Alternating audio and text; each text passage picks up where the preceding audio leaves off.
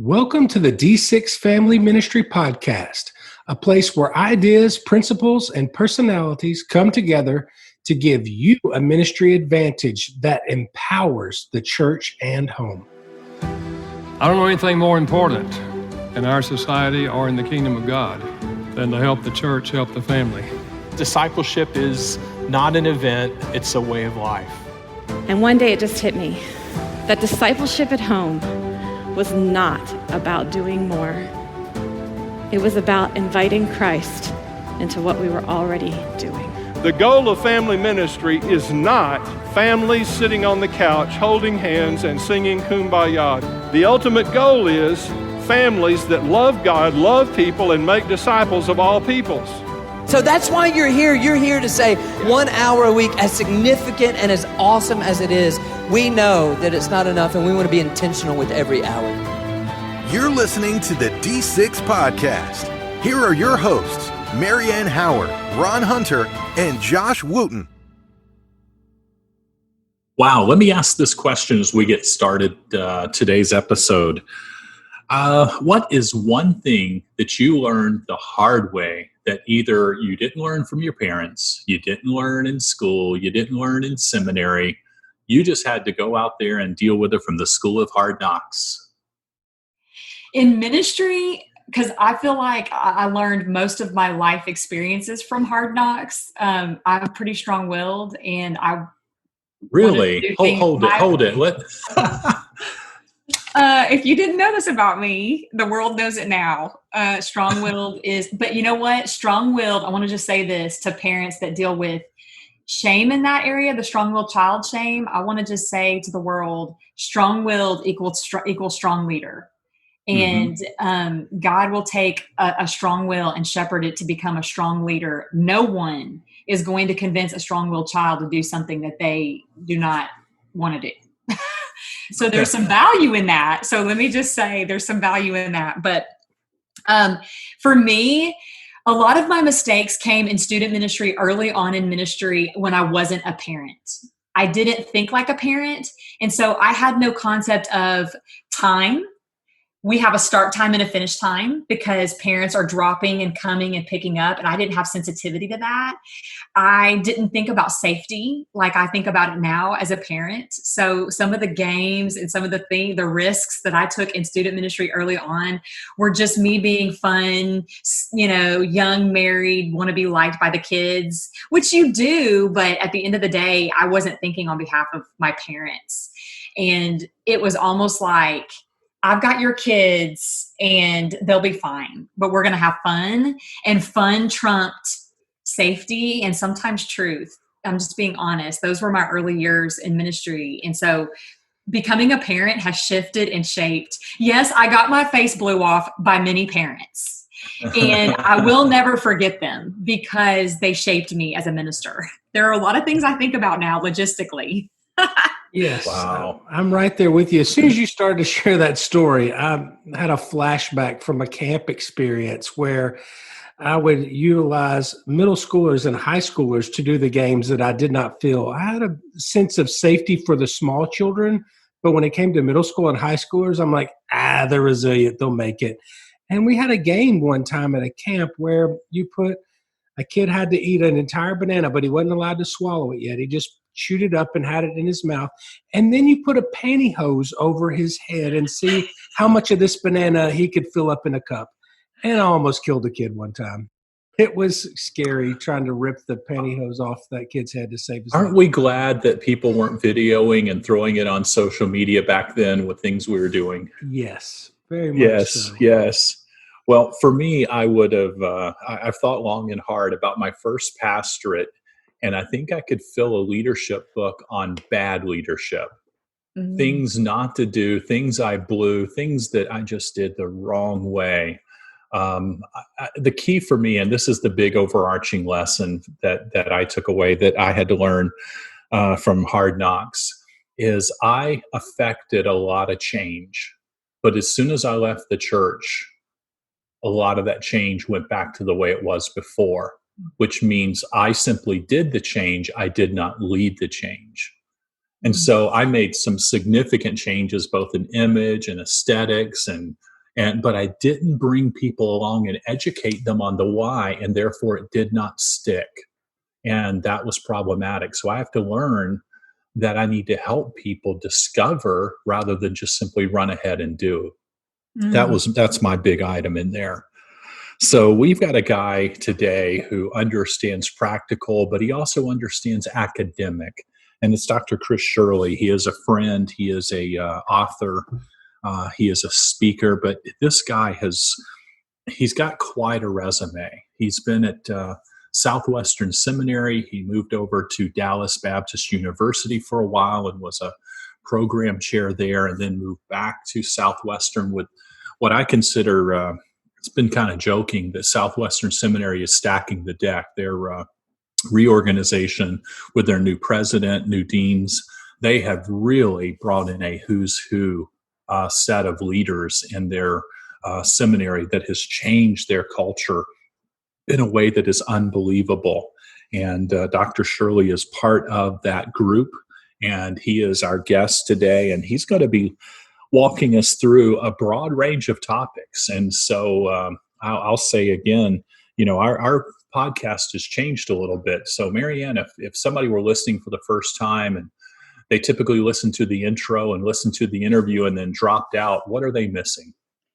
You're missing some important sound bites. One of the things that we're really passionate about is the three of us making these words come to life and thinking through application. So a lot of the after the podcast show is about application and just, all three of us thinking through the words and letting it settle down into our heart, and it changed the way we live. And so I hope that you'll stay tuned to the very end so that you can process along with us and kind of put some action steps to concepts. That would be the big shift about the podcast right now, is that we want to help you. We want to walk alongside you to apply truth as you're living out family ministry where you are. Yeah, it seems to be fairly popular today on TV that if you watch a reality show, you have the reality show, and then right after that's the show about the show. And I'm like, what? But the show after the show seems to be as watched as the show itself, as you kind of rehash some of the items. And that's our attempt here between Josh, Marianne, and myself, is to kind of give you within this one podcast, both the interview and then that postmortem, if you would, just kind of analyzing it a little bit. So hang on. After the interview, we're going to take a break and come back with Dr. Chris Shirley.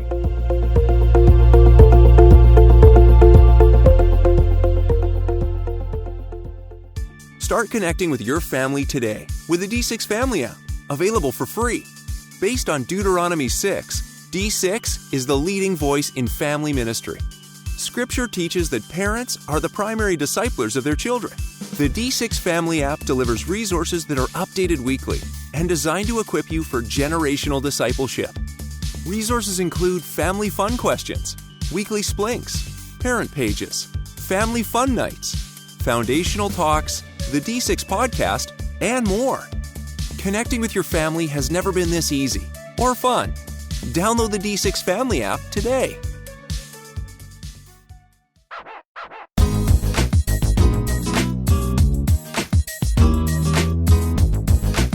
Well, hey, everybody, we have Dr. Chris Shirley with us today. Welcome to the podcast. Thank you. And welcome to D6. Is this your first time here? No, actually, it's probably about my fifth or sixth time at D6. You're kidding me. Yeah. I don't know how I haven't run across you yet then. It's my third or fourth time as a presenter. Okay. And but I've been a couple other times. I went several years when I was in Dallas. Great. And then have traveled around since then with you for most of the time since then. Perfect. Well, yeah. Well, welcome back to D6. Thank you. And Dr. Shirley serves as Associate Dean of the Terry School of Educational Ministries at Southwestern Baptist Theological Seminary in Fort Worth, Texas, where he teaches family ministry and discipleship. Dr. Shirley also taught at the Graduate School of Ministry at Dallas Baptist University, and he served for over 20 years in Christian camping and local churches in North Carolina and Texas. It sounds like I'm real old, doesn't it? Two great states, North Carolina and Texas. Yeah. Hey, graduate of Southwestern. I'm here with you. We're both an alum. Yeah. I'm an alum. Yeah. What year was that? Great question. Okay. We'll talk after the interview. Okay. I've got to do some adding up in my head. Okay. I'm getting old, man. Getting old. So let's start by hearing the story behind your book. It's titled Family Ministry and the Church. I love hearing the story behind how books come about, and I'd love to hear yours. Sure. Well, at Southwestern, I was tasked with the responsibility of creating a master's level program and a doctoral level program, 2 doctoral level programs for family ministry.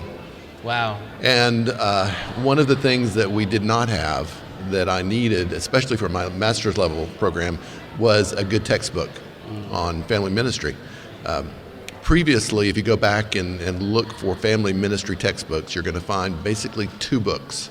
One of them was written back in the 80s by Charles Sell, called Family Ministry. The other in the late 90s, but then revised later by Diana Garland. Okay. It's called Family Ministry, a comprehensive text. And they both look at it from different perspectives. Okay, the 80s book was from the perspective that we had back then on family ministry.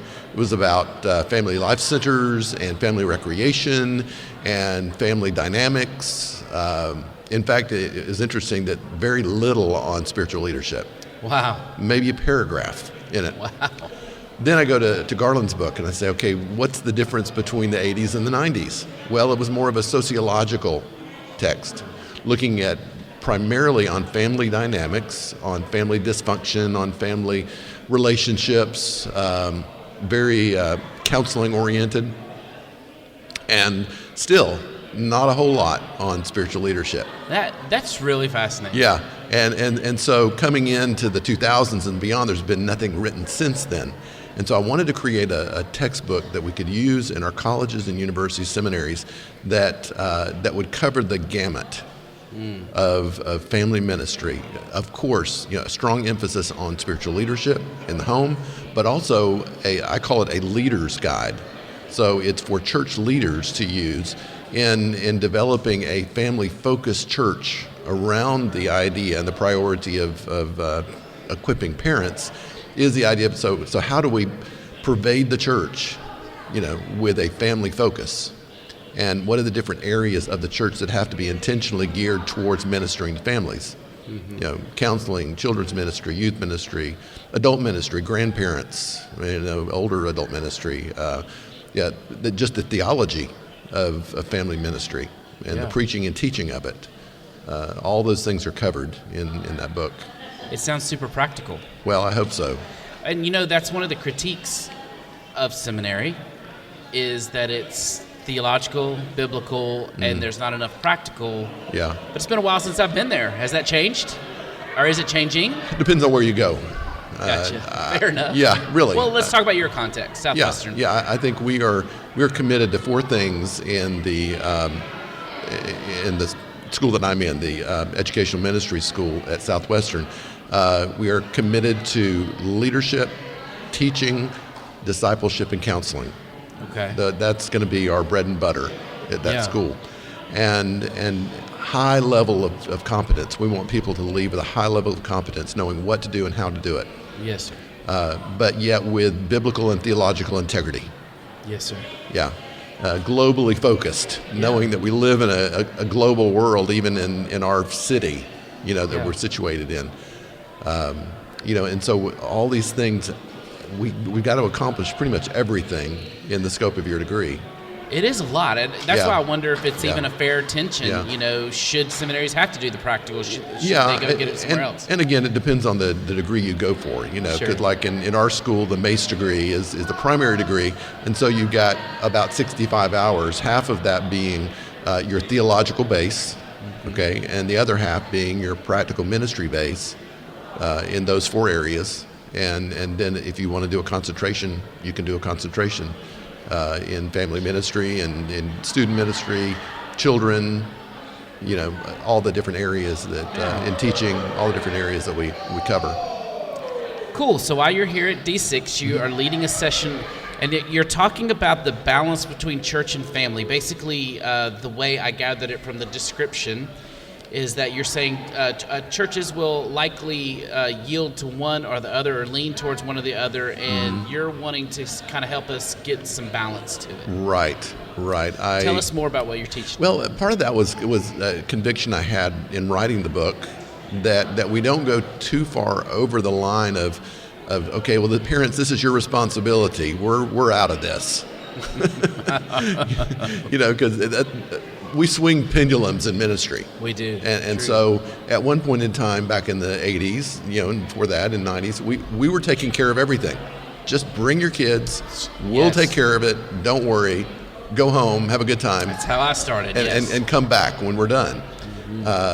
We realized that doesn't work. And so the pendulum swung pretty far over to where I think there was less emphasis on the role of the church and the leadership of the church, more emphasis on parents. Okay, that's good. Let's pull the pendulum back a little bit to say it's a partnership. I mean, we absolutely have to work together. We as church leaders cannot abandon the responsibility we've been given. We just have to redirect it and realize that our responsibilities and roles now have changed, and we have to work just as hard, if not harder, at preparing people to do what God has called them to do. And essentially, if we're not discipling adults well, then we sure aren't going to be able to get our kids discipled well, because we got to spend a lot of time in discipling adults and preparing them to be the parents and the leaders they need to be at home. So I think just a balanced look at the church and the home together, and not abandoning either one, seeing both as essential, and realizing in the end that God intended both of us to be together in this anyway. And we are family. We're going to take a quick break. Sure. We're with Dr. Chris Shirley from Southwestern Baptist Theological Seminary. And when we come back, you're leading a session here at D6 on grandparenting. So we're going to talk about grandparenting. So after the break, we'll talk more with Dr. Chris Shirley.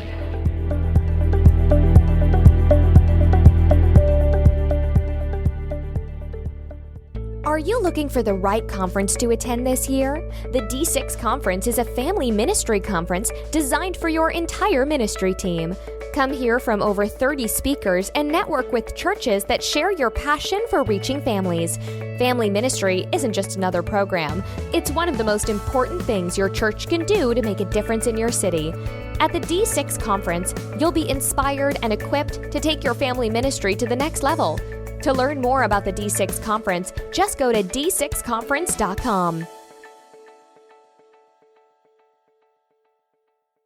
We're back with Dr. Chris Shirley, and we've been talking a little bit of philosophy type stuff, and I really like that. But now let's get down to what's really important, which is grandchildren, right? Absolutely. I'm assuming you're a grandparent if you're talking about this. Let me show you my grandchild pictures, yeah. I've got it right here. Fair enough, in my phone. So what are you sharing with us? Or what have you shared? Because you have already taught it. What did you share in that session? Well, I shared some things that I thought were important to tell not only grandparents in general about how they could be spiritual leaders in the home, but also to encourage those grandparents who perhaps have been shut out of the lives of their children in some way, their adult children. And really encourage them to continue to try to make an impact in the lives of their grandchildren, despite the fact that there's this tension going on between them and their prodigal. And so I spent some time sharing some general principles, general ideas, and trying to relate them to both areas, just grandparents in general, and to these relationships where there's some hurt. That does seem to be the primary pain point whenever I talk to someone who's ministering to grandparents. It's exactly what you just described. All right, so you are doing some ministry coaching as well while you're here. Oh, you've done some ministry coaching, right? I'm assuming you're in your timeline. Have you done any? Yeah, I did it this morning. I have a session tomorrow, too. Awesome. Oh, cool. And it says you are going to talk to attendees about how to inspire older generations to work with younger generations. I think this is super important for those that are listening, because I think we are always looking for great volunteers, and sometimes we don't look in the older generation, and we miss out. So how can we get younger and older together? There's not a lot of distance I was talking to my daughter about this recently, younger, older generation, and talking about the differences that we have in our generations, and we didn't come away with that with a lot of differences, because I think we have baby boomers for the most part spend a lot of time trying to relate to their kids, trying to be their kids' friends, to have their interests, to live in their life. Some of the motivators behind that was good and bad. Boomers are notorious at not wanting to get older and wanting to keep a fresh, young outlook on life. And so I think that was one of the reasons for that. I think part of the appeal we make to older, and I'm talking boomers now because we're in the prime older adult years of, not being too old. Well, you're never too old. I'm sorry I even said that. Not physically, we're still, energetic enough to be able to keep up with younger people, and yet old enough to have wisdom and years behind us and experience. And so I think we have to appeal to the boomers' sense of vitality, their desire to make an impact on the world and make an impact on generations coming up. Boomers are very sensitive to the message that challenges them to do something significant. Years ago we could easily get volunteers to come sweep the gym or set up chairs or just, what do you want, Pastor? I'll do it. Not so easy today. And one of the reasons is because I think boomers are wanting to do important, vital work when they invest themselves into it. And so we need to frame these opportunities, important, vital work, significant, life-changing, transforming. I think we need to remind them of just how important they are to this process and how much this is going to help them remain young and have that young mindset just as long as they can, is getting involved with younger generations. I love it. Okay, so let's kind of end a little bit where we began, talking about seminary and seminary education. Ministers are listening to this, and it's just the ministry community. And I like to kind of have fun. Where do you see seminary education going? Because it's always got to be going somewhere. I mean, education in general. What is your prediction on where we're heading, on how we're going to train ministers in the future? Oh, wow. At one time, it was kind of like herding cattle, kind of a slow process and the plodding process. Now it's like herding cats. Everybody is going off in a different direction. Everybody is trying to get someplace quickly to create some new design and new paradigm. Everybody's trying to talk. We've got a couple things going on. One of those is that we've got so much competition. In a generation ago, there were just a few choices. Really, depending on your brand and your tribe, there were just a few choices. Today, there's a multitude of choices out there, and there are choices both in residential and online.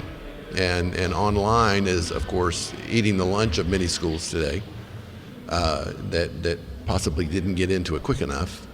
And so that's another factor. Let me tell you what I want to see happen. Okay, fair enough. I want to see a generation that values community and relationships, which everybody says they do. And I'm talking about a younger generation that we have on the field today. I want to see them prove that by coming to create those relationships, coming to create those networks and that community on a campus, and to build a campus community. I still want to see that be the gold standard of education. Those relationships with professors, with one another, the hands-on training that you can do with students right there on site, that it's more difficult to do online.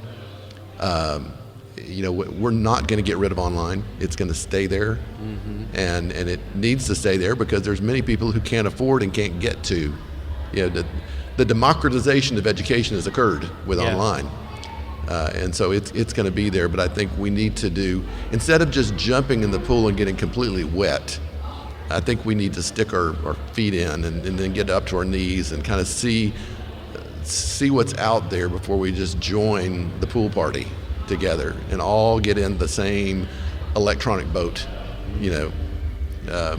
Very well said. I can tell this is not your first time to think about this. So anyway, we're bottom line at Southwestern. We really are committed to residential education, and we want people there, and we're going to try to convince them that that's a good way to go. You know, and so that's going to take personal contact with students, more personal contact than seminaries usually have in the recruiting process.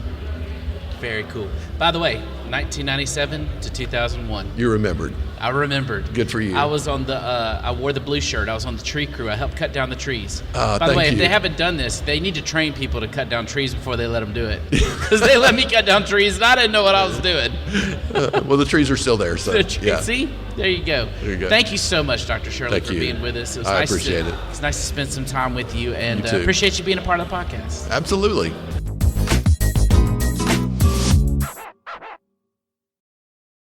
Dr. Shirley, really, I love how he talked about the balancing act that we all must do in leadership between church and home, and how to empower parents, and not just to do it all as a church, but how both pieces of that puzzle are very essential and need each other. And, you know, in order to be able to equip the adults to do that on the home front, we have to disciple them. We have to disciple adults and parents so they can in turn disciple their children. And he gives us a lot of ways to walk that out. We talked about, you know, I don't know about you guys, but so often I listen to podcasts or I go to conferences or whatnot or listen, and there's a lot of the why, which is a big thing right now. You start with why and you have the why. But I love how Dr. Shirley really gives not only the why, but the what to do and the how to do it. You know, Yes. and I really appreciate that. I really love his attention to inspiring the older generation to influence the younger generation. And just, he talked about how boomers want to relate to their kids and they are engaged and there's really not a lot of distance. And so just keeping in mind that as ministry leaders, we want to inspire the older generation to still influence, pray for, write letters to, cook for, whatever it is. God's not done with the older generation in your church. God's not done using them. And so thinking creatively about including them in their investment in a younger generation, and they can still do some significant work to build the kingdom. Another thing that I really value that he brought about in his coaching conversation towards the end of the podcast was talking through whatever season of life you're in a collegiate scenario. He talked about the value of community, and that he challenged whether you're in seminary or master's level or just in college, to be committed to the community that God has placed around you, and to not worry so much and get so disconnected with the digital age of community, but to be intentional relationally in the community that God's placed around you, whether it be your family, whether it be, you know, your neighbors, whether it be your friends, just to be intentional with the community that God's placed around you. I really valued his perspective on that. I liked his balance. You know, it's when we start talking various aspects of ministry and we think about the application of them, many times we as ministry leaders only talk about the actions, attitudes, and habits that appear on the church campus. You know, we talk about discipling, and so we talk about small groups or life groups or Sunday school, and we talk about our sermons. We talk about worship, and we only talk about the songs that we sing and what happens, whether it's in drama or other items at church on the main stage. And the balance that he brings is reminding the ministry leaders that unless what we teach at church appears away from church, it's shallow and it's not real, it's not authentic, and it's not lived out. He makes a statement in his book, Family Ministry in the Church, A Leader's Guide for Ministry Through Families. And he's defining, which is a key, like one would, he's defining discipleship. He said, discipleship's the ultimate goal. Jesus gave only one commission to the church, to make disciples who disciple others. Now, that's easy to preach at church, but let's take that mission and say, what does that look like within our families? How are we helping our family members make disciples who in turn will disciple others? How would that change our parents if they took that question and applied it to that balance, like Dr. Shirley said, of church and home? If we viewed our kids as disciple makers, in higher education, one of the teaching styles to help students learn is to assign them an assignment to teach others, to teach their peers. That's what it's about. Lifeway's done some research. Others have done research out there that said one of the signs of maturity occurs when our teenagers are stepping into children's ministry and being leaders, when our college students are stepping back down and being leaders in student ministry, and so forth and so on. So what can we do to create leadership from a discipleship perspective within our families?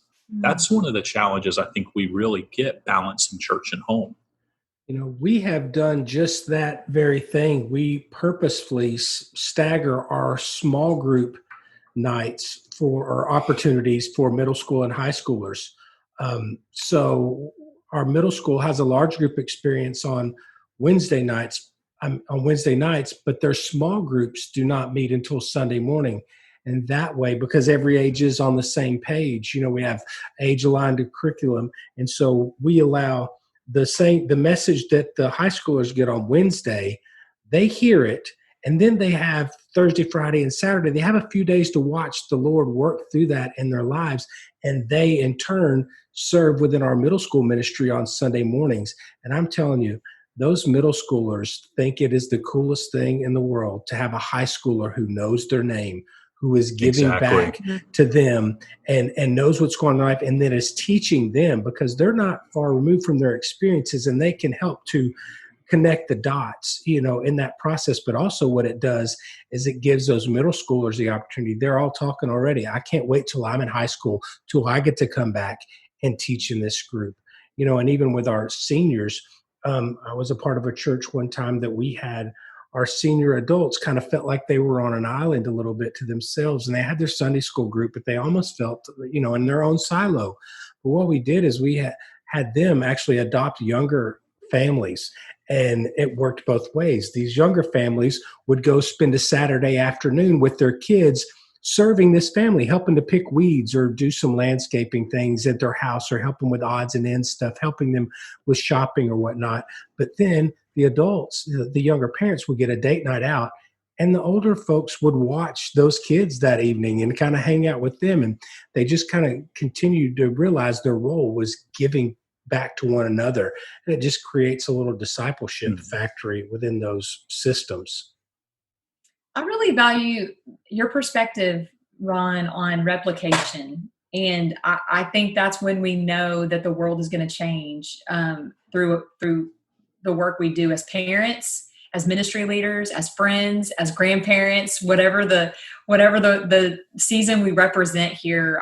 I love that you brought out replication. And when we replicate and lead well through replication and multiplication, where we're teaching and it's catching, and then they're teaching what they're learning and living what they're learning, and someone else is catching it, and the domino effect begins, that's exciting. That's where I believe it is. The world's changing, and it's a cool thing to learn.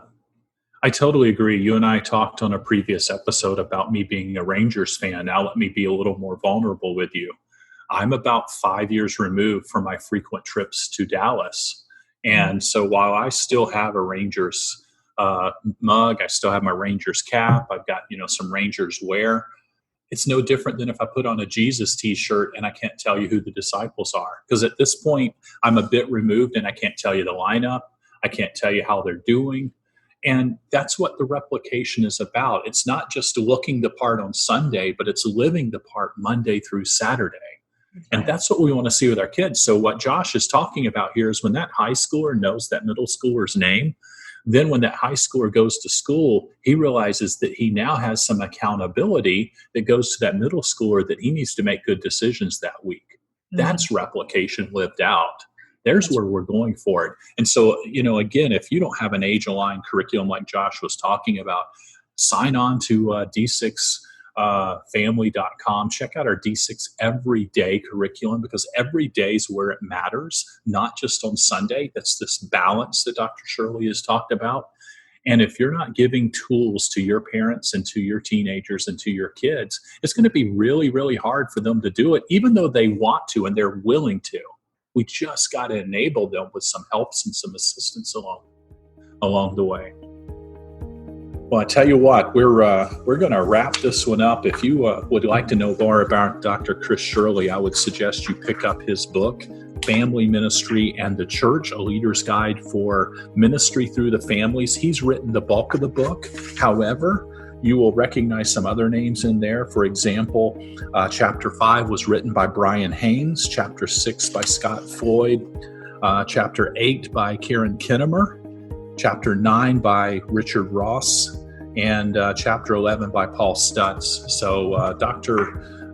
Richard Ross and Dr. Shirley share teaching at the same seminary. They're colleagues, and they're incredible leaders. So check out his book and continue to be challenged to balance out these areas of life. Next week, we're going to pick up with an interview with another discipleship guru, Jim Putman. If you are not familiar with him, this will be your introduction, and you will fall in love with his principles and his approach.